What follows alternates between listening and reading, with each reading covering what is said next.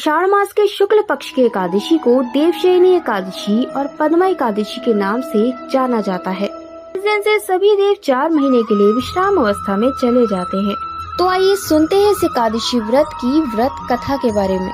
एक बार जब धर्मराज युधिष्ठिर ने भगवान श्री कृष्ण से देवशयनी एकादशी की विधि और महत्व के बारे में पूछा, तब श्री कृष्ण कहने लगे कि हे युधिष्ठिर, जिस कथा को ब्रह्मा जी ने नारद जी से कहा वही मैं तुमसे कहता हूँ। एक समय नारद जी ने ब्रह्मा जी से यही प्रश्न किया था। तब ब्रह्मा जी ने उत्तर दिया कि हे नारद, तुमने कलयुगी जीवों के उद्धार के लिए बहुत उत्तम प्रश्न किया है, क्योंकि देवशयनी एकादशी का व्रत सब व्रतों में उत्तम है। इस व्रत से समस्त पाप नष्ट हो जाते हैं और जो मनुष्य इस व्रत को नहीं करते वे नरकगामी होते हैं। अब मैं तुम्हें इस एकादशी व्रत की व्रत कथा सुनाता हूँ, इसे ध्यान पूर्वक सुनो। सूर्य वंश में मंधाता नाम एक चक्रवर्ती राजा हुआ करता था, जो सत्यवादी और महाप्रतापी था। वह अपनी प्रजा का पुत्र भांति पालन किया करता था। उसकी प्रजा धन धान्य से भरपूर और सुखी थी। उसके राज्य में कभी किसी चीज की कोई कमी नहीं थी। लेकिन एक समय ऐसा आया जब उस राजा के राज्य में 3 वर्ष तक वर्षा नहीं हुई और अकाल पड़ गया। प्रजा अन्न की कमी के कारण अत्यंत दुखी रहने लगी। अन्न न होने से राज्य में यज्ञ आदि भी बंद हो गए।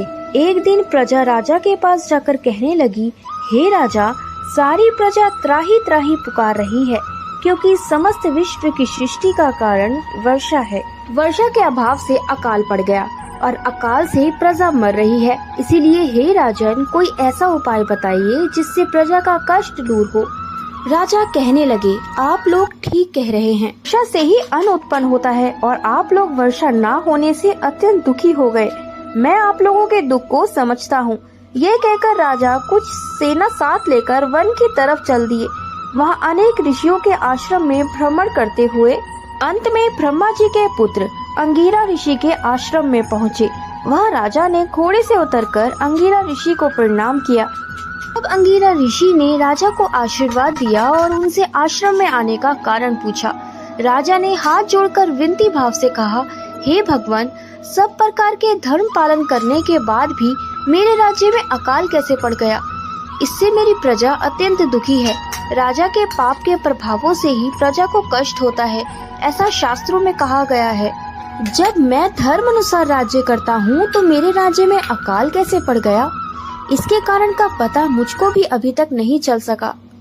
कृपया करके मेरे इस संदेह को दूर कीजिए, साथ ही प्रजा के कष्टों को भी दूर करने का कोई उपाय बताइए। इनके इस बात को सुनकर ऋषि कहने लगे, हे राजन, ये सतयुग सब युगों में उत्तम है। इसमें धर्म के चारों चरण सम्मिलित है। लोग ब्रह्मा की उपासना करते हैं और केवल ब्राह्मणों को ही वेद पढ़ने का अधिकार है, परंतु आपके राज्य में एक शूद्र तपस्या कर रहा है। इसी दोष के कारण आपके राज्य में वर्षा नहीं हो रही। इसीलिए यदि आप अपनी प्रजा का भला करना चाहते हैं तो उस शूद्र का वध कर दे। इस पर राजा कहने लगे, महाराज, मैं निरपराध तपस्या करने वाले शूद्र को किस तरह मार सकता हूँ? आप इस दोष से छुटकारे का कोई दूसरा उपाय बताइए। तब ऋषि कहने लगे, हे राजन, यदि तुम अन्य उपाय जानना चाहते हो तो सुनो। आषाढ़ मास के शुक्ल पक्ष की पद्मा नाम की एकादशी का विधि पूर्वक व्रत करो।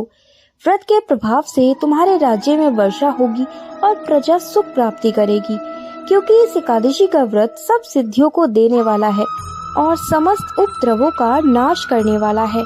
इस एकादशी का व्रत तुम प्रजा, सेवक तथा मंत्रियों सहित करो।